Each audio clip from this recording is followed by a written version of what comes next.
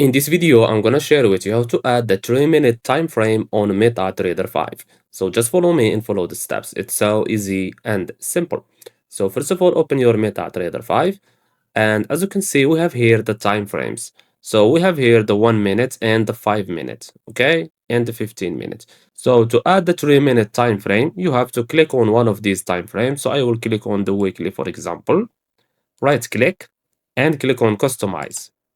Now here we have available buttons. You will see here M3 3-minute. Click on it one time, then click on insert.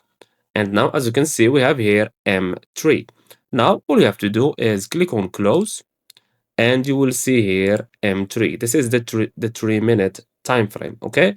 If you want to make it here, all you have to do is right click, customize, click on it like this and click on up, up, up, up, up. As you can see, it's coming, click on up and it's here. Now click on close. And now we have here the M3, 3-minute time frame. And that's it. So I hope you found this video helpful. Don't forget to give us a like and subscribe. Thanks for watching and see you in the next one.